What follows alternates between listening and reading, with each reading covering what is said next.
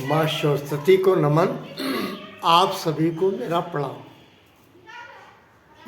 आज का दिन आप सभी के लिए कल्याणकारी शुभ हो। मैं एक सीरीज कह लो, मैं कोशिश कर रहा हूँ हिंदी से अंग्रेजी में अनुवाद बता रहा हूँ। आगामी फरवरी 2024 में परीक्षाएं हैं। मैं ये कहूँगा परीक्षा तो एक स्टिपुलेटेड टाइम में कोई चीज़ होती है, ऐसी चीज़ मैं कोशिश ये करता हूँ ऑलवेज जो जानता हूँ वो बता सकूँ और शायद लोगों के कभी काम आएगा। वो बातें बहुत किताब में स्पष्ट नहीं हो पाती हैं, इसीलिए टीचर पढ़ाते हैं, अपने हिसाब से पढ़ाते हैं, बच्चे पढ़ते हैं। वर्तमान परिस्थिति ऐसी है, मैं रिटायर्ड हूँ, घर में हूँ, सोचता हूँ कुछ ना कुछ क्या करूँ। ये भी कोई किसी ने कहा अच्छी चीज़ है, अगर कुछ जानते हो तो लोगों को अवगत कराना चाहिए। बस ये गलत नहीं, सही बात अवगत करानी चाहिए। तो इसी कड़ी में मैंने पहले प्रेजेंट टेंस से संबंधित पूरा बताया, पास्ट इंडेफिनिट तक गया, आज उसके बाद पास्ट कंटिन्यूस गया। आज मैं आप लोगों को पास्ट परफेक्ट टेंस के बारे में बताना चाह रहा हूँ। और 4 प्रकार के सेंटेंस होते हैं।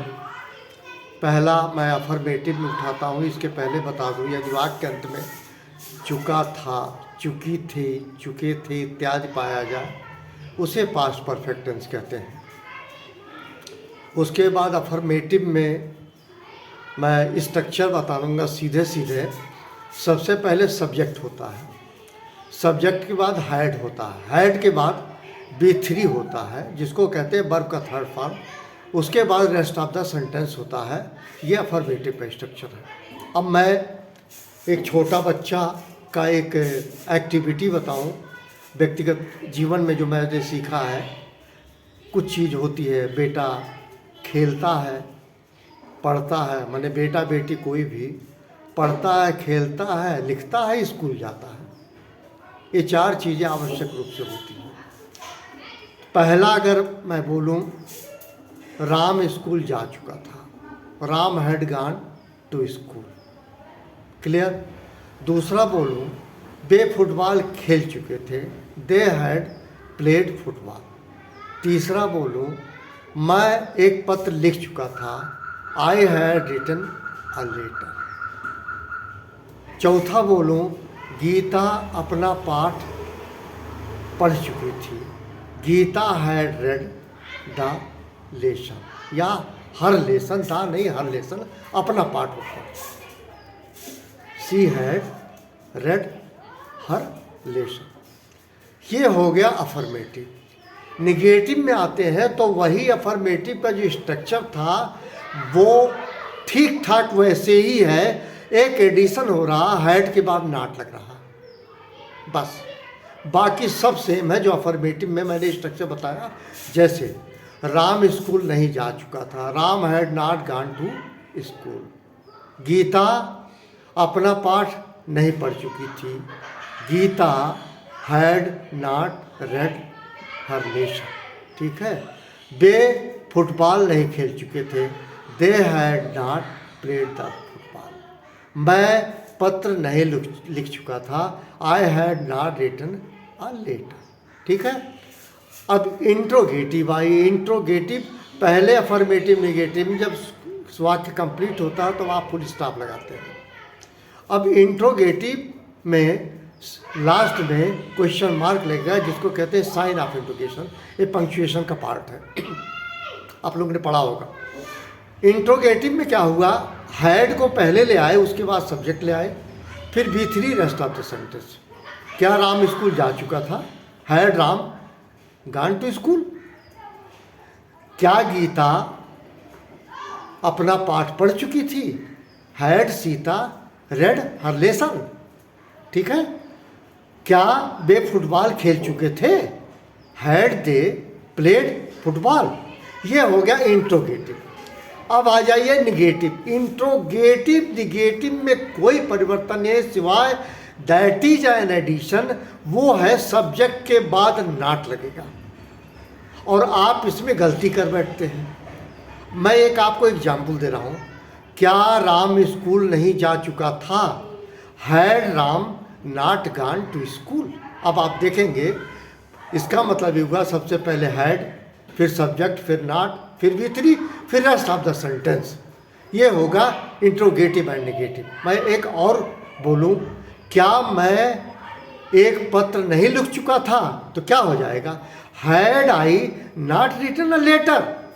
ये हो गया affirmative, negative, interrogative, interrogative and negative. ये 4 प्रकार के वाक्य हैं, मैंने आपको बताए, ये प्रेजेंट परफेक्ट के अंतर्गत। इसी कड़ी में एक बात आपको बताना चाह रहा हूँ। मैं जब 9th-10th में पढ़ रहा था बस्ती GIC में, तो एक हमारे टीचर हुआ करते थे श्री शीतला प्रसाद श्रीवास्तव साहब। मैं उनको हाथ जोड़ के नमन करता हूँ।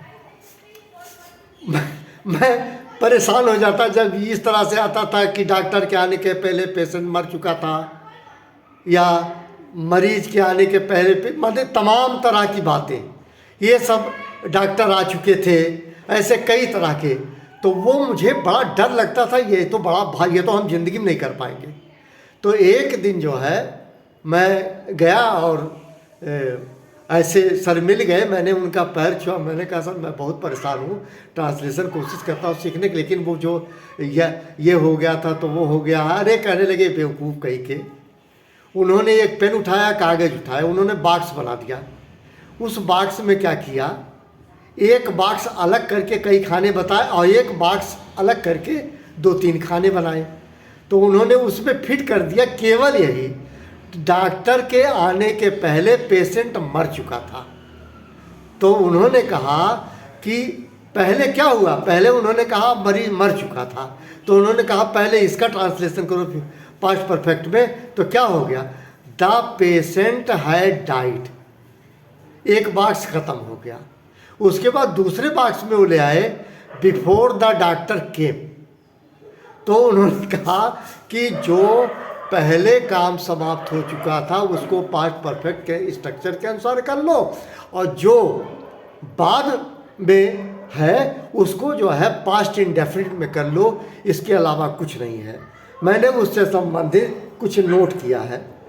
आंधी आने से पहले बरसात हो चुकी थी।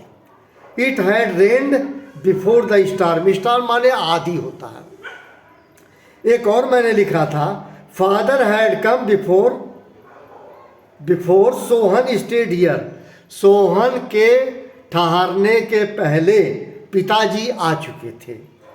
एक और है, the patient had taken the medicine before the doctor केम।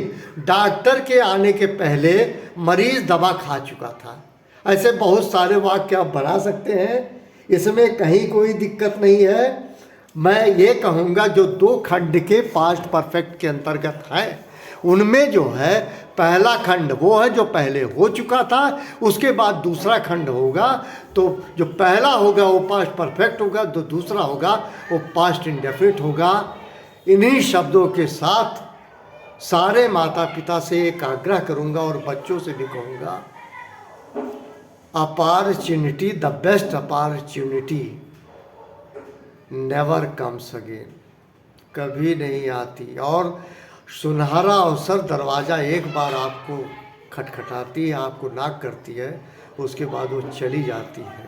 जैसे कहते हैं ब्रह्म मुहूर्त में भी भगवान आपको देखने आता, आप सोते रहते हैं, वो चला जाता है। ये बात मैं डराने के लिए नहीं कह रहा हूँ, क्योंकि जो बच्चे जो पढ़ेंगे लिखेंगे, जिन माता पिता ने उन्होंने कई अभाव में पाला है, आज के समय में तो भाव में अभाव है, पहले के समय में अभाव में भाव था। ये परिवर्तन हुआ है वर्तमान समय में। मैं ये कहूँगा बच्चों, आप अपने माता पिता को एक बार दृष्टिगत कर लो, कैसे उन्होंने पाला था, क्योंकि आगे चल के जब आप बड़े होंगे तब तक वो बूढ़े हो चलेंगे, और जब वो बूढ़े हो जाएंगे तो आपके सहारे की आवश्यकता होगी। और अच्छा सहारा तभी आप दे पाएंगे जब आप धनोपार्जन करेंगे। धनोपार्जन आप तभी कर पाएंगे जब खूब मेहनत से पढ़ेंगे। इस प्रकार ताकि आप अपने माता पिता को भरपूर सेवा दे सकें, सेवा कर सकें और खुद में प्रसन्नचित्त रह सकें और भूल कर भी आपको फ्रस्ट्रेशन ना आए ज़िंदगी में। मैं बार बार कह रहा हूँ, मैं सबसे कह रहा हूँ, सवाल हाई स्कूल इंटर बोर्ड का नहीं है, सवाल किसी बोर्ड मैनेजमेंट का नहीं है, CBSE ऐसे किसी का किसी से कोई लेना देना नहीं है डियर। ये पूरा एजुकेशन आज के डेट में डेडिकेटेड नहीं है, पूर्णतः कन्वर्टेड इनटू ट्रेड, व्यापार में बदल चुका है। लेकिन व्यापार से योग्यता और दक्षता नहीं आती है। समर्पण भाव से आप लोग पढ़िए। इन्हीं शब्दों के साथ आप सभी को मेरा प्रणाम। Thank you very much.